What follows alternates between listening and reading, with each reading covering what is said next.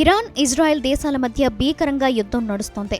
ఉభయ దేశాలు పరస్పరం క్షిపణులు, డ్రోన్లతో దాడులు చేసుకుంటూ ప్రపంచాన్ని హడలెత్తిస్తున్నాయి.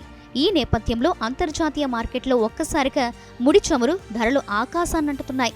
దీంతో 3 రోజుల నాడు బ్రెంట్ క్రూడ్ బ్యారెల్ ధర ఏకంగా 13% పెరిగి $78లకు చేరగా ప్రస్తుతం $75 దగ్గర ట్రేడ్ అవుతుంది. మార్చి 2002 తర్వాత, అంటే దాదాపు 3 ఏళ్ల తర్వాత చమురు ధరలు ఈ స్థాయిలో పెరగడం ఇదే మొదటిసారి. అప్పట్లో ఉక్రెయిన్పై రష్యా దాడులతో చమురు ధరలు అమాంతం పెరిగాయి. ఇజ్రాయెల్ దాడులకు ప్రతీకారం తీర్చుకుంటామని ఇరాన్ సుప్రీం లీడర్ ఖమేనీ చేసిన ప్రకటనతో చమురు ధరలకు మరింత రెక్కలు వచ్చే పరిస్థితి కనిపిస్తుంది. ఇక పశ్చిమాసియాలో ఉద్రిక్తతలు మరింత పెరిగితే సమీప భవిష్యత్తులో బ్యారెల్ ముడి చమురు ధర $120 నుంచి $130లకు చేరుకోవచ్చని అంతర్జాతీయ సంస్థలు అంచనా వేస్తున్నాయి.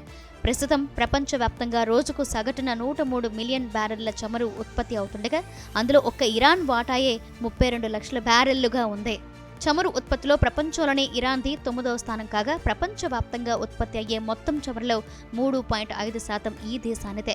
మరోవైపు ఇజ్రాయెల్ దాడుల నేపథ్యంలో పర్షియన్ గల్ఫ్ నుంచి ప్రపంచ దేశాలకు చమురు రవాణాలో కీలకమైన హోర్ముజ్ జలసంధిని మూసివేయాలని ప్రతిపాదన ఇరాన్ ప్రస్తుతం సీరియస్గా పరిశీలిస్తోంది.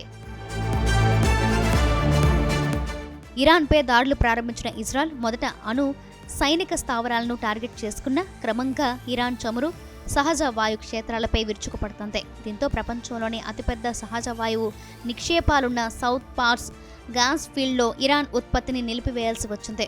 చమురు క్షేత్రాలపై ఇజ్రాయెల్ దాడులు ఇలాగే కొనసాగితే అంతర్జాతీయంగా ముడి చమురు ధరలు చుక్కలనంటడం ఖాయమని ఆర్థిక నిపుణులు ఆందోళన వ్యక్తం చేస్తున్నారు.